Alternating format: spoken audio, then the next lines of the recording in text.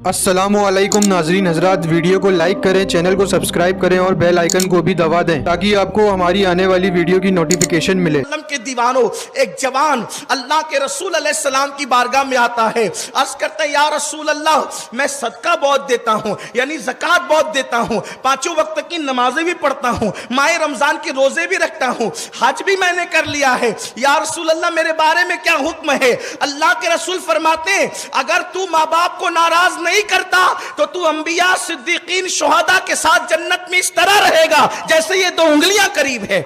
यानी ये इबादत उस वक्त तक जन्नत में नहीं ले जाएगी जब तक तेरे माँ बाप तुझसे राजी नहीं है। आज दाढ़ियों पर तो तवज्जे है, हम दाढ़ी के मुखालिफ नहीं हैं, आज नमाजों पर भी तवज्जे है, नमाज अफजलुल इबादत है, लेकिन मस्जिद जाने से पहले कभी माँ बाप का चेहरा भी देखा? अपनी माँ को और अपने बाप को घर का कचरा समझने वालों, मुझे बताओ, अपने माँ बाप को तुम माँ बाप कहने के लिए तैयार नहीं हो। माँ बाप को बुढ़ा और बुढ़ी कहा जाता है, बल्कि अब तो हालात ये हैं अपने माँ बाप से लोग जल्दी से शादी के बाद अलग हो जाते हैं, अलहदा हो जाते हैं और अल्लाह अकबर माँ बाप से दूरी इख्तियार कर लेते हैं। आज ये हदीस पाक सुनिए, मैं फिर कहता हूँ, वक्त की किल्लत की पैरों में जंजीर है, लेकिन सिर्फ दिल का दर्द आपके सामने पेश करना चाहता हूँ। माओ को दूसरों के भरोसे छोड़ने वालों, बाप को दूसरों के भरोसे छोड़ने वालों, मैं नहीं पालूंगा मेरी माँ को तो मेरा भाई पालेगा, मेरा भतीजा पाल लेगा, दूसरा भाई पालेगा, तीसरा भाई पालेगा। मैं कहता हूं कैसा अलमिया है, जब बच्चे छोटे होते हैं तो सब कहते हैं मेरी माँ, मेरी माँ, मेरी माँ, और जवान हो जाते हैं, इलाज की बात आए तो तेरी माँ, खिदमत की बात आए तो तेरी माँ, रखने की बात आए तो तेरी माँ। हैरत की बात है, याद रखना, कायनात की सारी इबादतें कर लो, अगर वालिदैन की रजा दामन में नहीं है तो तुम्हारे मुंह पे फेंक दी जाएगी वो इबादतें जो तुमने की है। बल्कि हदीस पाक है, अल्लाह के रसूल सल्लल्लाहु अलैहि वसल्लम फरमाते हैं इस्लाम में सबसे बड़ी खुदा की मोहब्बत का सबूत ये है कि इंसान शहीद हो जाए। शहीद का माना होता है गवाही देने के, तो शहीद को जो सर कटा दे अल्लाह की राह में, जान दे दे, उसको शहीद इसलिए कहते हैं कि उसने अल्लाह की मोहब्बत की गवाही दे दी है। शहीद को शहीद कहने का एक मकसद ये भी है। अब सुनिए, वो शहीद हो गया, वो शहीद हो गया, यानी जान दे दी, सर नहीं झुकाया 20 मिनट के लिए, सदका नहीं निकाला चंद रुपए का, बल्कि जान दे दी अल्लाह के लिए। अल्लाह के रसूल फरमाते हैं अगर माँ बाप या दोनों में से कोई एक भी नाराज है तब भी वो शहीद होकर भी जन्नत में नहीं जाएगा, शहीद होकर भी उसको जन्नत नहीं मिलेगी। अरे माँ बाप की खुशी के बगैर शहादत पर भी जन्नत नहीं मिलती, तो माँ बाप की खुशियों के बगैर शादी करने वालों को खुशियां कैसे मिलेगी? माँ बाप को छोड़कर अलग घर बसाने वालों को खुशियां कैसे मिलेगी?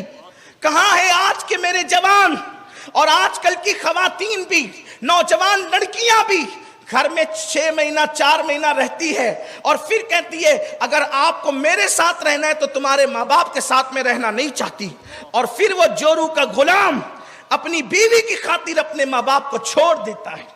अल्लाह के रसूल फरमाते हैं जो अपनी बीवी को अपनी माँ पे तरजीह दे, अल्लाह ने उस पे जन्नत की खुशबू भी हराम कर दी है, ना उसका फर्ज कबूल है ना उसका नफल कबूल है। ये अल्लाह के रसूल की हदीस है कि जिसने बीवी को तरजीह दी माँ पर, अल्लाह के रसूल फरमाते हैं उसका खुदा फर्ज भी कबूल नहीं करता, नफल भी कबूल नहीं करता। ये मैं नहीं कह रहा हूं, जिसके कहने पे हमने कलमा पढ़ा है। आजकल की औरतें ये समझती है कि अगर वो अपनी सास को बेसहारा छोड़कर निकल जाएंगी, अपनी सास को बेसहारा छोड़कर निकल जाएंगी अपने शौहर को लेकर, तो क्या कल उसने सास नहीं बनना? क्या कल उसने सास नहीं बनना? तुम किसी के बेटे को जुल्मन छीन ले जाओगी, तुम्हारी औलाद भी तुमसे छीनी जाएगी। मेरी बहन बहुत दूर नहीं है अल्लाह, मेरे नबी ने फरमाया अलबिर ला यबला व ज़म्ब ला युनसा व दय्यान ला यमूत। एमल मा शेत कमा तदीन तुदान, एमल मा शेत कमा तदीन तुदान, एमल मा शेत कमा तदीन तुदान। अल्लाह के रसूल फरमाते हैं नेकी कभी पुरानी नहीं हो सकती, गुनाह कभी भुलाया नहीं जा सकता, सिला देने वाले खुदा को कभी मौत नहीं आएगी, तुम जैसा करोगे वैसा भरोगे। जवानी में गुनाहों के कांटे बोने वाली खवातीन दिल के कानों से सुने, एक दिन सास तो आपने भी बनना। अल्लाह के रसूल फरमाते हैं तुम अपने माँ बाप के साथ जैसा सलूक करोगे तुम्हारी औलाद तुम्हारे साथ वैसा ही सलूक करे।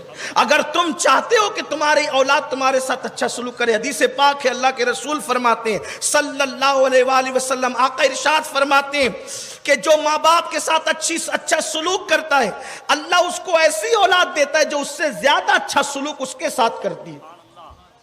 आज चिल्ला